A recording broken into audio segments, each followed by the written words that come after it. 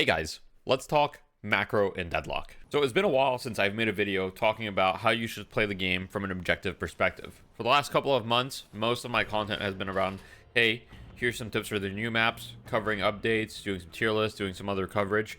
But it's been a while since I've done an actual guide, and I want to get back into it a little bit because, well, we're reaching Deadlock's first anniversary. Now, for those of you that don't know, Deadlock's playtest actually began in April of last year, April 2024. I don't know the exact date, but I believe first people started getting into it around April 23rd or 24th. Obviously, that was not when most people got into it, but that's when the first select few got into it. And so I think it's important, to celebrate the 1 year and just do some updated stuff because the game has changed a lot in the past, couple of months. The meta has evolved, people have gotten a lot better, etc. Right? And so I wanted to do a video going over one of my own games and talking about what is most important from a macro perspective at each stage of the game, right? So from 0 to 10 minutes, what's the most important? From 10 to 15 minutes, 15 to 20, 20 to 25, etc. And so I'm going to go over each of these things in order, starting with the laning stage. So I purposely picked a game where I'm in a tough lane. I'm against Sinclair and Calico, some of the strongest laners in the game, and I'm playing Lash. For those of you that don't know, at a high level, Lash is not really that good, and you'll see why soon enough. But in lane, he does kind of get blown up by a lot of heroes. Calico and Sinclair, are some of the ones that are best at blowing him up. Anyhow, let's get into the points of what you want to do in the laning stage. So generally, the laning stage is all about getting a soul lead and pressuring your opponent's tower and defending your own tower. So if you're winning your lane, and if you're in a matchup that's favorable for you, or you're just better than them, you want to pressure their tower, and you want to try to take it as fast as possible, right? If you're in a matchup that's not favorable for you, for example, in this one, you want to try to just defend your tower and minimize the amount of damage you're taking while going for opportunities when you see them overextending, right? So if I see them overextending, I'm going to try to go for an opportunity, like I try to go for the slam right here. And as you can see, despite hitting the slam and the flog, I just die instantly. So this lane's not great for me, but you'll see that throughout the lane, I'm essentially not too worried about, they've got a lead on us, but what I'm really trying to do is make sure that they can't push our tower for free, right? So I'm keeping them zoned out, and if they go forward, I'm going to go for damage and just try to zone them out and trade damage. So even though they've got a soul lead on us, they've gotten 0 tower damage, and I'm going to do my best to keep that throughout. Essentially, in the laning stage, that's your main objective, right? You want to prevent them from getting damage on your tower if you're behind, and if you're ahead, you want to pressure their tower. So I just fast forwarded a little bit to show you guys kind of how bad this lane gets, where we're down over 1,000 souls on them. And at this point, I think a lot of people will kind of feel lost in the laning stage when they're down this much on your opponents. And one thing I want to say is that you shouldn't stop looking to make plays even when you're down a bunch, right? You should still try to look for opportunities and see what you can do. A lot of the time, people might overextend, and the best way to come back into a lane is to get a kill on them. So you don't want to just mindlessly go into them and try to make a kill happen, but you also don't want to play super passive. So I want to talk about what happens at the 8-minute mark. So for those of you that aren't aware, at the 8-minute mark, soul duplication no longer happens. So what that means is that before 8 minutes, you duplicate the souls with your lane partner 100%. So if you kill a trooper, you both get the exact same amount of souls, and you get the full value. Past 8 minutes, if you guys kill a trooper, you both get 60% of the value. So all of a sudden, you're getting a lot less money. And you're basically incentivized to farm other things other than the lane, right? So you want to farm the lane, but you also want to try to farm the vaults, right? So here, for example, the Calico just took their vault, and so Shiv and I were being aggressive, and we're trying to see, trying to punish them for taking their vault, and we're also going to want to farm ours. Now, when I'm talking about the vault, I'm talking about the sinner sacrifice. That's the term for it, right? So just keep that in mind. And so essentially right here, I go back to buy, and then I should go to the vault unless there's something more important to do. Now, I actually don't remember if I do or not, but we'll see. But realistically, I probably do because it's one of the most important things to do right now. So go to the vault. Make sure that you farm these as soon as possible. So I was fighting beforehand, but if you can farm these when they spawn, that's ideal. If you can steal the opponents, that's even more ideal, right? It's one of the most important things pre-10 minutes. Now, I want to talk about the next objective, which is buffs and earn. Now, a lot of people make the mistake of not being there on time. In most ranks, people aren't there right when they spawn, right? So you don't really get punished for not being on time. But ideally with the buffs in the urn, you really want to be there like right as they spawn so that nobody has a chance of even stealing it. So the in-game clock is wrong on replays, and so it's not actually 10 minutes yet. But as you can see, right before it spawns, I'm going to go to the jump pad and just get there as soon as the buff spawns. So I'm there before it even spawns, so I can just punch it and get it right away. And then after that, I'm going to look to see if there's a possibility of either making an urn play or making something else happen. Now, I just want to go back over this a little bit because this shows a classic misplay which happens all the time in my games and in like other people's games, which is taking this fight with the Calico here. So I see people take fights all the time like this, and this is a really bad fight to take because I have no reason to be taking this fight, right? Usually you want to take a fight if you have an advantage or there's like a particular reason. The only advantage you could say I have is I have my Lash ultimate, right? And we're about even net worth and I have the casting buff. But at the end of the day, I'm kind of like in the middle of nowhere fighting this guy and I end up getting punished for it. Whereas if I just did nothing and just played for our own farm and the urn, right? The urn being the most important objective at this time of the game, it would have been just a lot better for my team. And I really did not need to die there. So like that death there is a big blunder with the buff. I have the buff. All I have to do is stay alive, play for the objective. If I was there around this fight that's happening on the left side right now, it would be infinitely better. And I want you guys to start, thinking about, why am I taking fights? Is there a specific reason? Do I have a specific advantage? Am I playing for an objective in mind? Like, is there a reason that I'm doing this, right? And if the answer is no, that there's no reason, or if you can't justify the fight that you're taking, then it's a bad fight. Now, I want to highlight the importance of the soul urn. I think I've coached a lot of people, right? Check my coaching services. You'll find them in the description. But every time I coach people, I see people not prioritize the urn enough. And anytime you have an advantage from the 10 to 15 minute mark, the best play is almost always to run the urn. So here you see 2 of them are dead. We have a 5k soul advantage, so we have the momentum on our side. And if you look at the map state, right, our right wave is shoving, our left wave has shoved, and our middle lane is even. This means that it's very likely that the right urn will be free. And now we're talking, this is a game that's like Eternus 4 average, right? So this is not like, these are not new players, these are not inexperienced players, so they do come contest me, but in most of your games, you'll be able to just get it for free. So here the Ivy comes contest, and like as you can see, the enemy team was not coordinated about contesting us, which means they only brought the Ivy, so we were able to just get the urn in for free. I highly encourage you guys to always think about what's the game state from the 10 to 15 minute mark.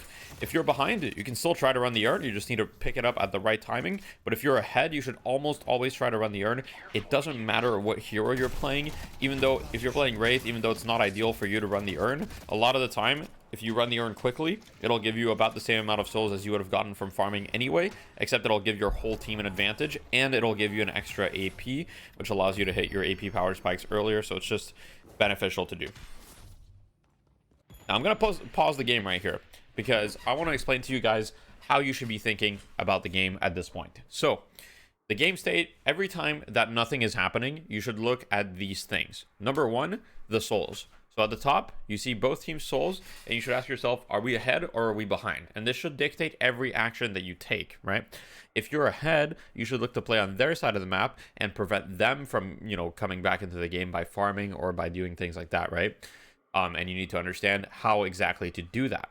If you're behind, you need to focus on defending your objectives and punishing them for overextending so you can get a little bit of comeback souls, right? So here, souls-wise, we're 8,000 ahead at 13 minutes, which is a significant lead, right? Then you want to look at the objective state. So, is the urn up? The urn is not up. We've already done it. How are the objectives looking? So, we have 2 Guardians. They have 0. So, right now, they're locked out of a flex slot. So, we want to defend the Guardians. For example, the fact that we have 3 people on this right side of the map here is a bit of a miscalculation from us, because we would probably need to have at least 2 people on this left side in order to defend this Guardian. We really don't want to lose it. Once you've looked at that, you want to look if there are any outliers on either teams. So are there any heroes that are particularly strong? One thing that comes to mind is the Vindicta has 13k net worth and the Calico has 12k net worth. So they're both the strongest heroes on their team. So if I'm on the Vindicta's team, I'm going to try to play with her because she's very strong. And if I'm against the Calico, well, I'm going to keep in mind if there's a fight happening and the Calico is not there, it's beneficial. And if there's a fight happening and the Calico is there, well, she is a high priority target because she's very strong. Now, with that in mind, in this situation, I'm playing on their side of the map. Like I said, I'm keeping in mind I'm ahead, so I don't mind fighting people because our team is ahead. And so I see this GT. and I'm gonna go on him, right? And my goal here is not even necessarily to kill the GT, although obviously if I kill him it's good, but I just want to pressure him, right? I get him off the wave, I farm aggressively on his side. Now he's half HP, he's a little bit scared, and then I go back to, you know, defaulting. So I see, okay, I can go one more wave. I want to like keep the wave pressure, and I don't want to give them time to breathe on the map. And that's usually what you want to be doing in the mid game, is if you're ahead, keep the pressure, keep the waves shoving into them, and then in between those waves you can look to farm or look for ganks. One small thing I want to highlight is that usually from the 10 to 15 minute mark, it's going to be very difficult to pressure walkers. Now, this doesn't mean it's impossible, but I would advise you guys to generally not try to pressure walkers too hard before 15 minutes. You can definitely do it, and there are exceptions, but I would say before you learn about the exceptions, you should just learn about the rule and apply the rule. So just keep in mind, 10 to 15 minutes, it's hard to pressure walkers. They have a lot of resistances. You don't do enough damage yet, etc. And people like can fight under their walkers very well. And I see a lot of leads that are thrown by just fighting under a walker at like 12 or 13 minutes. So don't be that guy and just prioritize the right things. So I fast forwarded to the next important timestamp, which is the 15-minute mark where the urn comes back. Now, I'm going to pause right here because we made a mistake as a team. So this is a Eternus 4 average, and you can see that generally my team's movements are not actually very good because most of my team should be on this side ready to contest the urn. So for those that don't know, the urn's spawns are predictable and have been predictable for a few months now. The urn at 10 minutes always spawns on yellow lane. From my perspective, that's left lane. So this lane, it always spawns on yellow, the first urn. And then the second urn always spawns on the opposite side on blue. So, and this repeats for the entire game, right? So it alternates. So the 20-minute urn is yellow, the 25-minute urn is blue. The only time that that's interrupted is if someone like holds an urn past the respawn point of the other urn. We're not going to get into that, but just know 99% of the time they spawn in the same location. And so you should be ready for this urn, because at 15 minutes is when the urn comeback mechanics come into play. So if they pick up this urn and they're more than 10% behind, it's going to be on their side of the map, and it's very hard to stop them from turning it in. So you want to prevent them from picking it up in the first place usually. So my team is not here. We let the wave get pushed on the right side, and now it's awkward for us, but this should be priority number one, and I know that it's priority number one, so I'm playing on this side of the map, and I don't want to let them pick up this urn. However, at this time, if they came with a lot of people, I would not be able to defend this. Luckily for me, it's just GT, and so, I just simply ult him off the urn. I just go for him, and my goal was simply to not let him pick up the urn, right? Now, I'm going to spare you most of the fight, but at the end of the day, I just kill him, and then I pick up the urn, right? And then we'll see what I do. So I see the Wraith shows up. My goal is not to fight this Wraith, even though, I'm ahead. My goal is just, okay, I'm going to leave. I have this urn right now, and at first, I'm just like, okay, I'm just going to hold this urn. We don't need to do anything because I have to turn it in on their side of the map, right? And I don't really, it's pretty risky to do that. But I see that we have good waves. We have decent momentum. The Wraith is split pushing. And so I see, okay, Wraith can't show up to this fight. We have a kill. A lot of them are half health. And I'm thinking I might be able to just get this urn for free. However, does not happen. The Yamato ends up fighting me, right? And then it turns into like a very, very awkward fight. And so we go for a risky play. We end up getting this urn. We end up getting rewarded for it. Realistically, we should have just, held onto the urn and like not gone for that play and defended our walker. Because now, as you can see, if you look at the soul situation, right? We need to get a walker for this trade to be worth it, because we lost a walker for the urn. It was pretty much like a even trade, except we're ahead. We don't really want these even trades. We want to get further ahead. And now our entire team is doing like a classic blunder, which is they're fighting really deep at their walker, but without a wave, right? So these fights happen all the time, even in high level games, and people just need to get into the habit of like, hey, what are we fighting around? What objective are we trying to take? And looking at wave states. Around the 15 to 20 minute mark is when you can start to pressure walkers, right? So as you can see from this map, my left side of the map is being pressured by 3 of my teammates, and so I know that on the right side of the map they can't show up with a lot of people, right? So I'm just baiting the wave, and I'm gonna go for a slam on this Yamato, and I'm just gonna try to pressure this walker essentially. The Wraith ends up, showing up here, and it's a 2v1 on me, so I know I can't fight them, so I just try to simply run away. Unfortunately, I die. So this was a risky play from me. I got punished at their walker. It's hard to kill people at their walker, and I probably shouldn't have done that considering I was alone. But those are the types of plays that you can look to make at from 15 to 20 minutes. And I'm just showing you the mistakes as well to show that, you know, I'm human and I wasn't having a great game this game. So at this point, when a game is in this situation, which is like, hey, it's pretty even. We have a 4K soul lead, but it's not really enough to like do anything off of. Essentially, the game goes into a default state where all you do is deal with waves, and then you look for opportunities where you have a numbers advantage or ultimate advantage or something. So always make sure that you're dealing with the waves as aggressively as you can here. Push the waves, and I push mid wave. I see there's a fight happening on left side, so I'm going to show up and see if I can, you know, turn this fight around with a lash ultimate or something like that. And so we're going in, and as you can see, the fact that I got the mid wave kind of matters a lot, because now if we win the fight, we have the option of like pressuring mid a little bit more, and we just have a little bit more freedom on the map, and they don't have the zip that goes as far, right? Zip lines are one of the biggest forms of movement in the game, so the further you push waves, the less zip lines they have, and it's incredibly valuable to do. So never underestimate like how good pushing a wave is. As you can see, every time I'm in a position, I always push one more wave. I'm never stop at one wave. And now once again, you guys are probably used to it at this point. Buff spawn, I'm right there on time, you know, I'm not waiting any seconds. I'm like there right when it spawns, and then we're gonna play for the urn. It's an even urn, and I feel pretty confident about our team fighting, especially with lash ult. I just got max lash ult, and so my McGinnis is gonna run the urn across, and I'm gonna position myself for this urn fight. And so I take the teleporter, take the zip so I can be in position. I have movement buff, so I'm very fast. And here we're taking a fight, but it's on the right side. We get the urn, and then the moment we get the urn, we reset, right? I see the Wraith wants to push. We're getting our walkers pressured, so I'm going to reset on defending our objectives. We have a lead. I don't want to give away any objectives for free, and so I'm just here focusing on defending the walker. Obviously, it's a little bit hard against the Wraith, but I'm going to manage. And then the game pretty much plays itself. So now from the 20 to 25 minute mark, what you're looking to do usually at this stage is you're looking to win a fight for mid boss, right? Or walkers. So at this stage, you can take walkers incredibly fast, and you can also do mid boss if you get 1 or 2 kills, depending on the enemy team's abilities. So that's what you're going to look to do, right? You're going to look to take a fight, and you're going to look to either get a mid boss out of it or push a walker. So you're going to look for anyone to overextend on waves. Similar idea, right? You're just going to be playing aggressive on wave, look for overextensions, and the moment you spot an overextension, you're going to try to go in on them. So here I get gone on by Ivy and Wraith, and I end up dying. So they spotted my overextension. They did exactly that, and now it's a little bit scary because they might be able to get mid-boss off of this. So we end up taking a fight. We get a couple kills after I respawn, right? And now we're pushing this walker. I'm looking past the walker to see if I can catch anyone. I don't, right? So a bit of an overextension for me. Should focus the walker. But now that we got the walker, I'm making sure to get the wave just so the wave is pushed all the way. Even though I got denied on those, it doesn't really matter, right? My goal was not to get the farm. It was mostly just to get the wave pushed up. Obviously, I probably could have secured them. And now we're just stealing their farm, right? So every time you win a fight, you're on their side of the map. Always do the riskiest thing first, right? That's one thing that I learned a very long time ago. Always do the riskiest move first when you have an advantage. So when they're dead, if there's something you want to do, try to order it in order of like how risky it is to do, and do the riskiest thing first so that you can take full advantage of the, you know, advantage that you have essentially. So here, in my opinion, is like potentially a slight blunder. So I'm like hidden, waiting for an ultimate.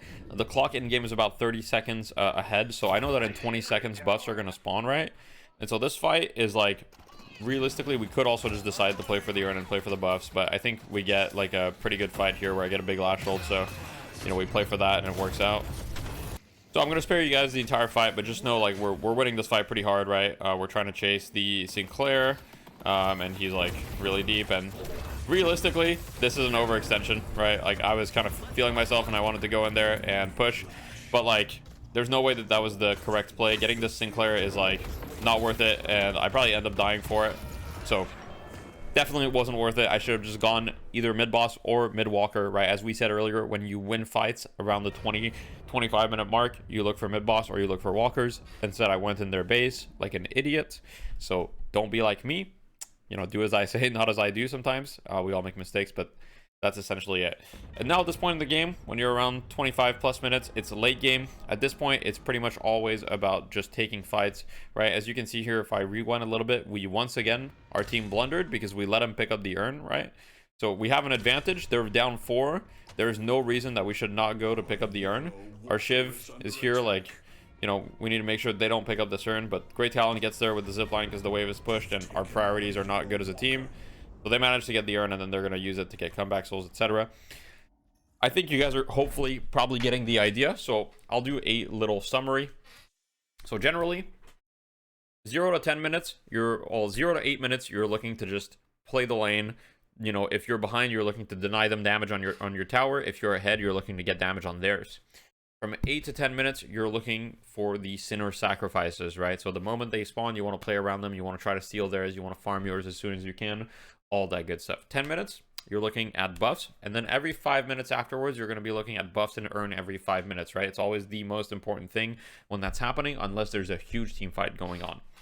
So 10 to 15 minutes, you can't really push walkers, right? So you look for guardians and you look for earn. Anytime you have an advantage, you can run the earn, you can run it very quickly, people don't expect it. 15 to 20 minutes, you win a fight, you can go walker, sometimes you can even go mid-boss, right?